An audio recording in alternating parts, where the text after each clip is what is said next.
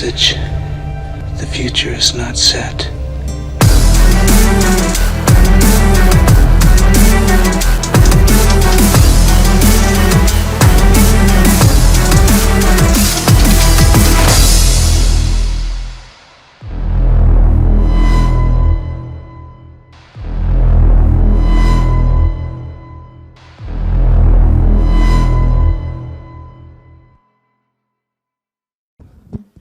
All right. Hey, what's up, everybody?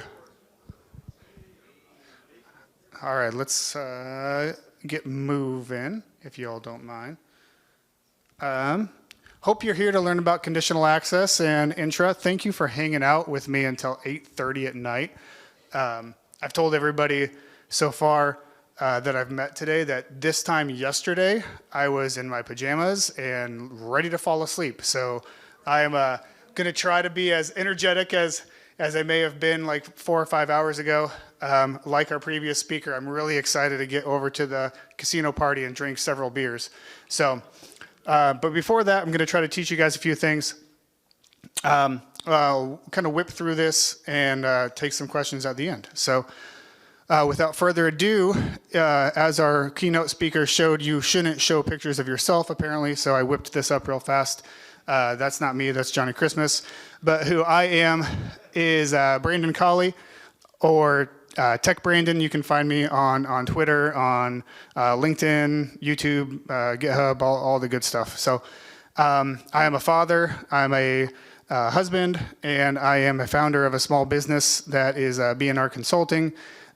We do small business consulting and remediation efforts for mostly Microsoft and Entra cloud services. Just started with TrustedSec like 3 weeks ago. So I am now a senior security consultant with them. If you follow TrustedSec or you've followed my previous company, Trimark Security, we recently merged with them. So we've kind of joined forces, and now I'm kind of got a foot in both of those worlds right now. So things are a little nuts. But for both companies, I basically run a lot of their Active Directory security assessments, as well as their cloud, or mostly Entra ID or their Microsoft 365 type stuff. So at Trimark, I was the service lead for our MCSA, which is our Microsoft Service Cloud assessment, which basically is a whole lot of like credentials to basically say I've seen things, right? It's well over 1,000 conditional access policies probably in the last several years that I've been working in Entra. And so what we're going to do today, this is kind of my brief agenda slide.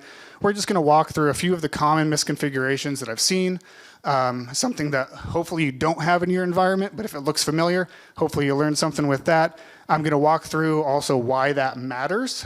So we're going to talk through kind of how attackers may do that or why it's a misconfiguration.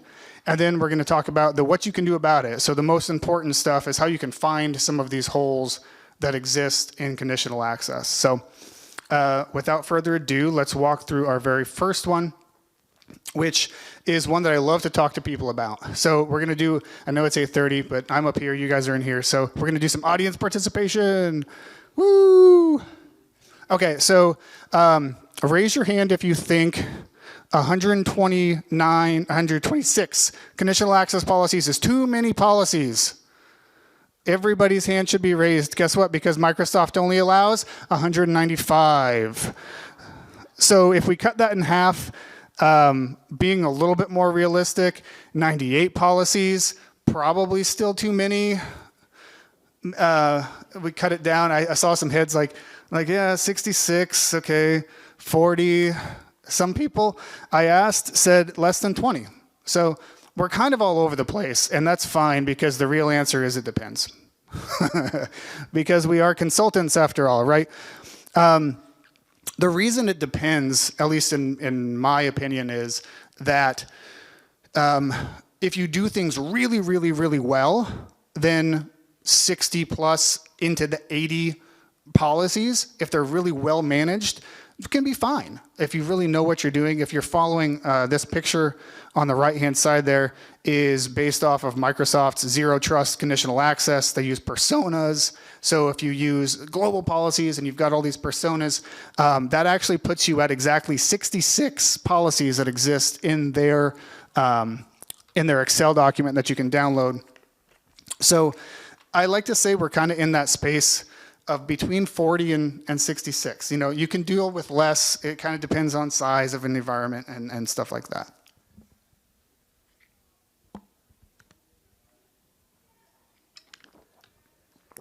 Okay, the water break ruined my transition here. But basically, so the question is, why is it a problem? And I like that anyway. But basically, it can become a management nightmare. And some of the things that I've seen is when a company goes to make a change, or there's a problem, or they need to add something to a policy, or if you manage conditional access, Microsoft changes something or adds something, where do you go to modify? So which policy do you have to change? Do you have to change multiple?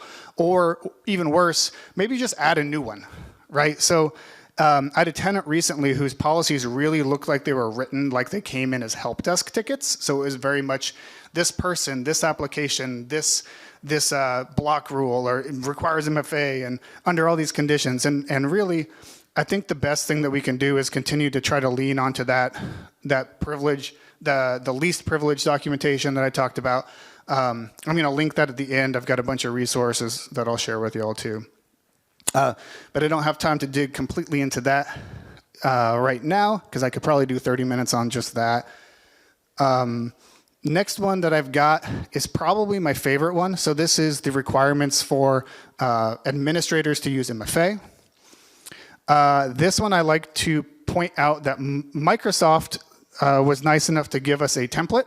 Also, if you are checking your policies in your tenant, you might notice that you have some Microsoft managed policies. The downfall with these, though, is by default, it only has these 14 policies selected.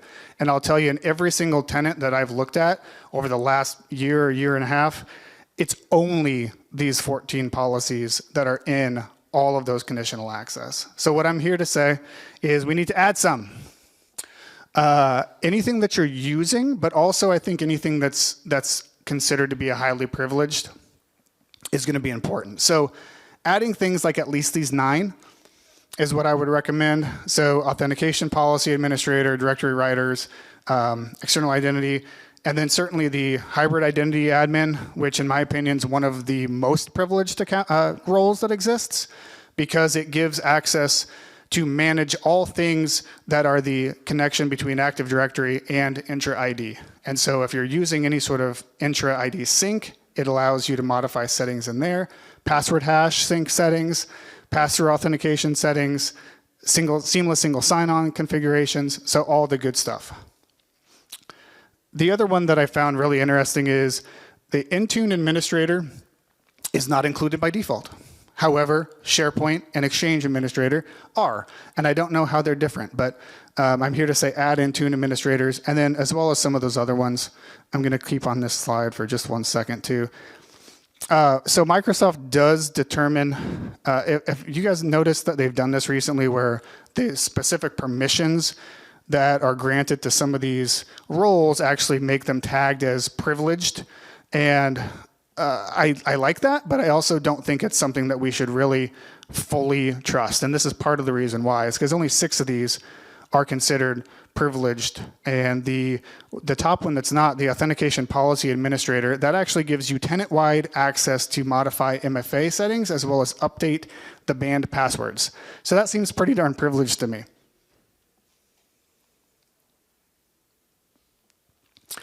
And another fun transition meme. So it's easy to overlook these because you have these policies in place and you think that they're covering all of your administrative accounts.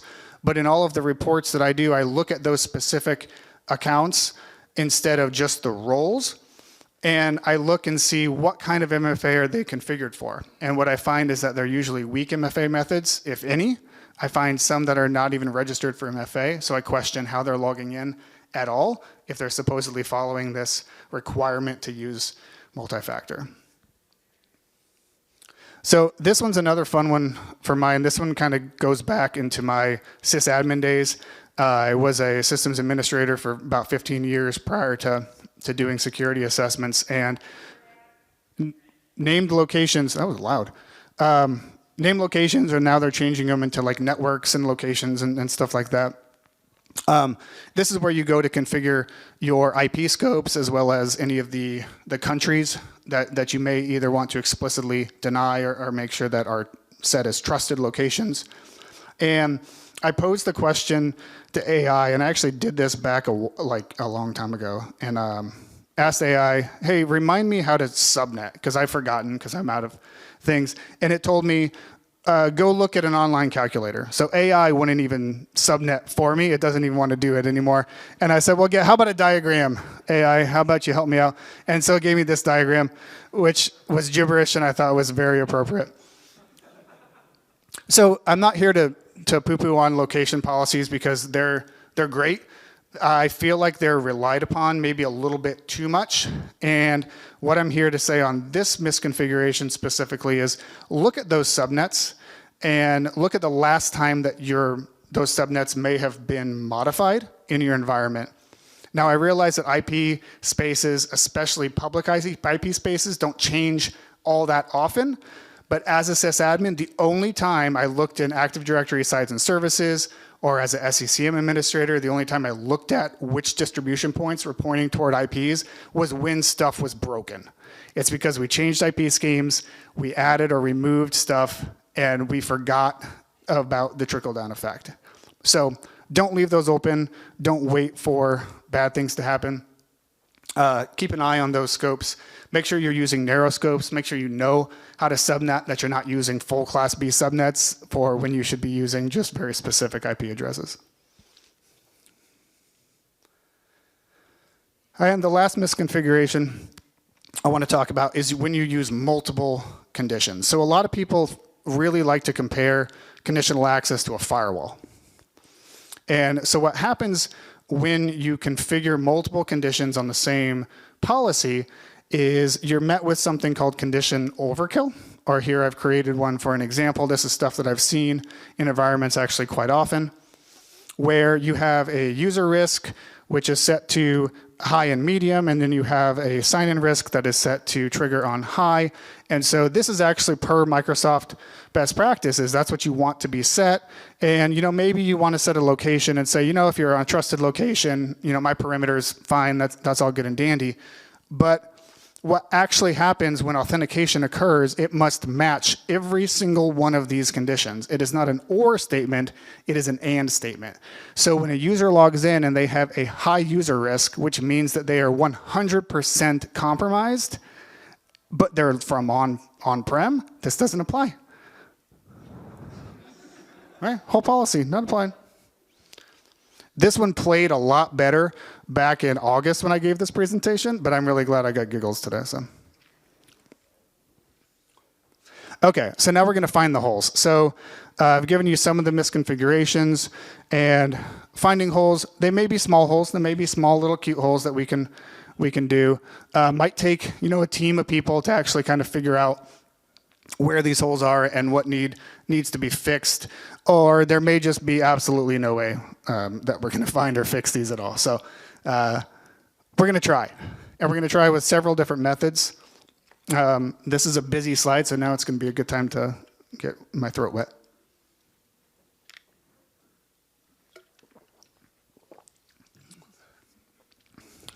Okay, so first of all, we've got a lot of built-in tools that we can use at our disposal.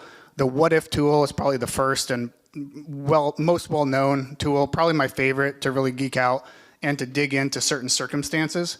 So actually just, let's see, yesterday or the day before, I was doing an assessment for a tenant, and they really liked to use device platforms and the client types. And so I was able to find a hole in their conditional access because they were not accounting for something coming from a Mac OS and using like an approved application. So really easy to just plug those into the what if tool, find out what policies would apply, what policies would not apply, to kind of figure out where those holes might exist or what may have happened in a specific situation. Another cool place is the security alerts, which is in the overview tab on the home screen of conditional access. So this is going to show things like that third one down there is the 94% of sign-ins lack multi-factor authentication in the last 7 days. So something's going on. Maybe your policies are a little too laxed on that. That 94% of your users may be coming from on-prem, so maybe that's normal. But who knows? So that's a good place to look. A little bit of I don't know, Microsoft AI, some Copilot stuff, maybe helping out with that. The other place is that coverage tab. So coverage tab, you're going to lean on a lot of the application specific stuff. So one of the best practices for conditional access is to have at least one policy that applies to all resources in the environment. If you've configured things to be very piecemeal and very targeted on specific applications, and you just tell yourself, well, it's fine, I'm just going to add applications as we get new applications. I don't think that's a great way to continue to do this. And here you can see where some of those gaps are and what your coverage on applications might look like. And then a brand new one that just came out within the last month or so is this policy impact. So this is right on the policy itself, where before you even fully configure the policy, you can look to see what this would have done over the last month or the last 7 days. So no more setting a policy in report-only mode and telling yourself that you're going to go look at the logs and decide whether or not it actually needs to be turned on or not. Because I have seen, we do repeat assessments for customers where I've had a finding for a conditional access that was in report-only mode, and guess what? Next year, still in report-only mode. They're still working on it.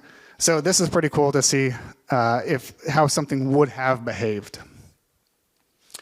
ID Power Toys. This is a tool by Merrill Fernando. This is a conditional access documenter. I think it's powertoys.net or something like that. This one's interesting because this one spits out a PowerPoint presentation for all of the conditional access policies that exist. This, I like to say, is kind of just highly visual and maybe good for some of the less technical people to be able to comprehend and look at the difference between a few policies. So this is an example of the block legacy authentication policy that I have in my test tenant.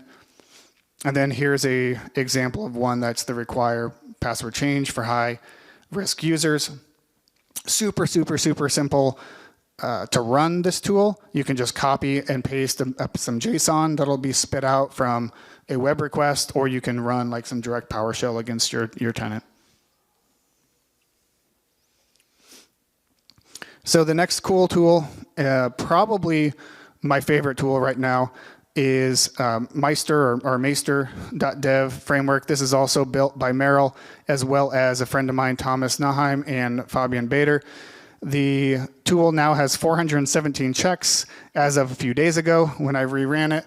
And that's up about 150 checks since the last time I did this presentation back in August. So they're adding checks very, very quickly.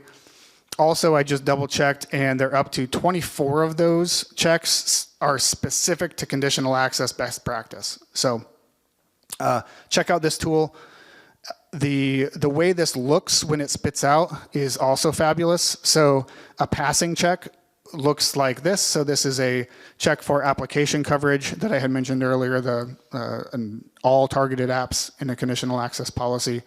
Shows you which ones are passing, and if you click on one that fails, you'll see failed.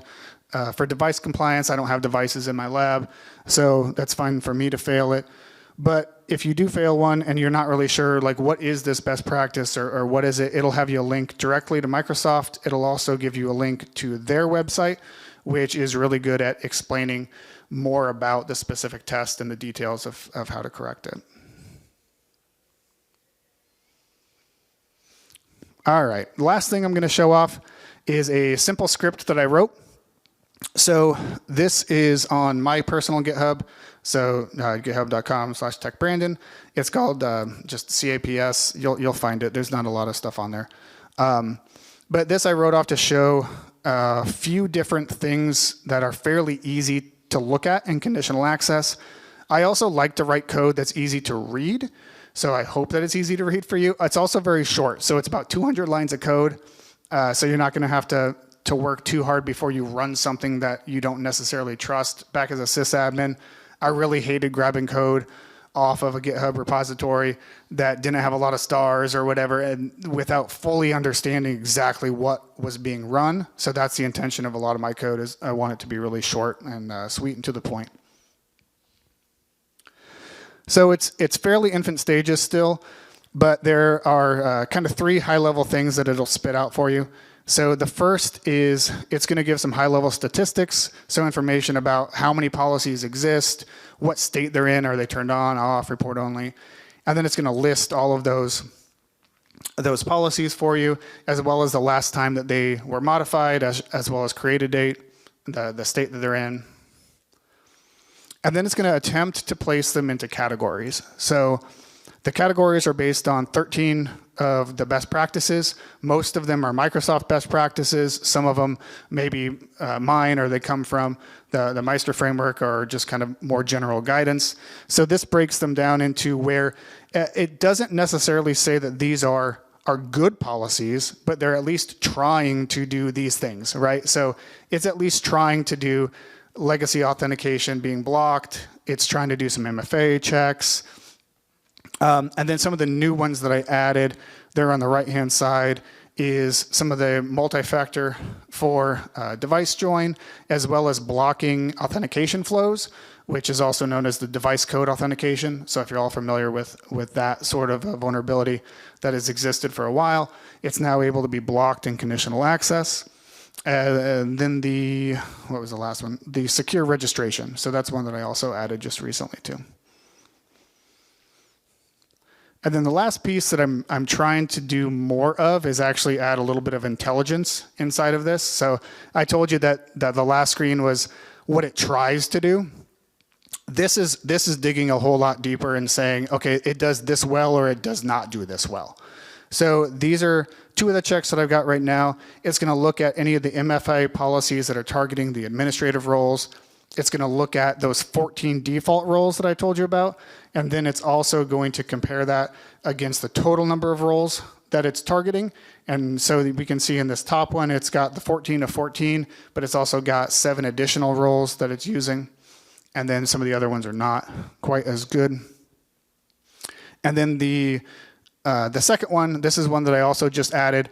This was some code I really didn't want to write, but I had to make myself do it because it was the one that I thought was the most important. So this, I've noticed that Microsoft has now changed a lot of their documentation from saying require MFA for X, or administrators must use MFA. They're now saying they must use authentication strengths, and they're also saying that they need to be passwordless capable or phishing resistant. So Microsoft has a great website that shows some of what those policies are. And so what this is doing is it's looking at any policy that has configured for authentication strengths, and it's checking to see if it includes like all MFA, because you can set it for authentication strengths, but then you can say just use MFA, and it's going to use all 17 different methods of MFA. Or that bottom one we have as a pass, because it only includes what's considered the phishing resistant or the passwordless, which is FIDO2 keys, Windows Hello for Business, certificate authentication, and Microsoft Authenticator Push. So it's going to kind of give you a little bit of a pass-fail information as far as that goes. All right, and with that, I made up a little bit of time. I've got my thank you squirrel slide, and then here is some of the resources. I haven't uploaded this version of the presentation, but the previous one has all except for that very last link. That's on my GitHub as well, so you can grab the slides from there. They've been slightly changed, a few additions, but most of the content is pretty much the same as it was. So I'll try to get that updated maybe sometime tomorrow, since I have other plans tonight. So with that, thank you all for being here. I swear I expected 10 people in the audience this late, but I really appreciate you all coming and sticking around. Would love to answer any questions in a few minutes that I've got, or on the way to grab a beer. So thanks.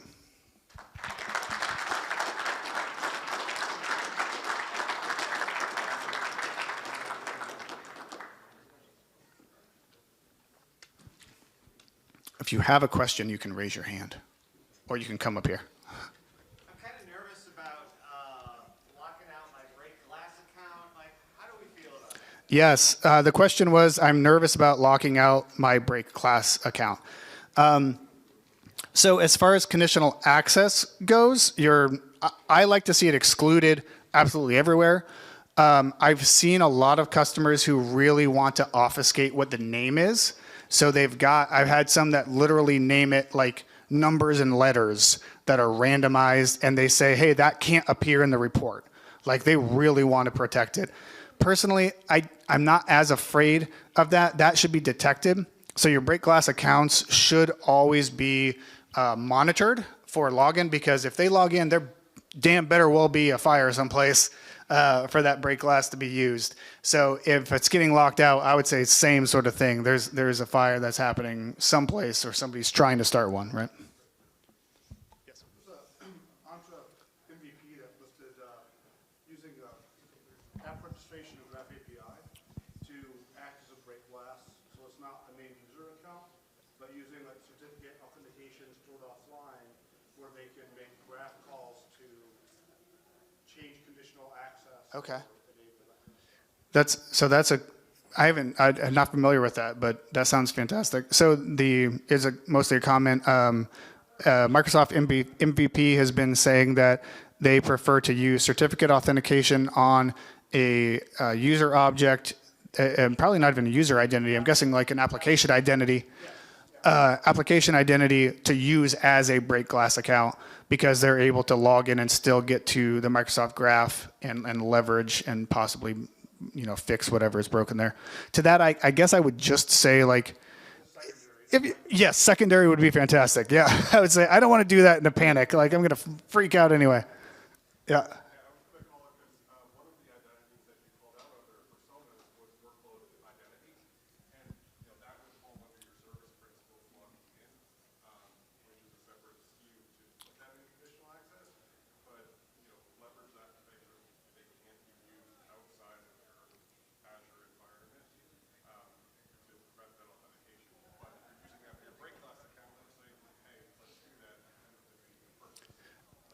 Yeah. Yeah, he was just adding extra context around the slide that I had that talked about persona of the, no, I can't even think. Basically, the application accounts are the workflow identities. Workload identities, that was close. And yeah, so the personas are cool, because if you've got those personas, again, if you're using the break glass, then yeah, there's going to be exceptions, and so you're going to have to be careful. But yeah, okay, I think I'm going to bounce. But like I said, I'll be around.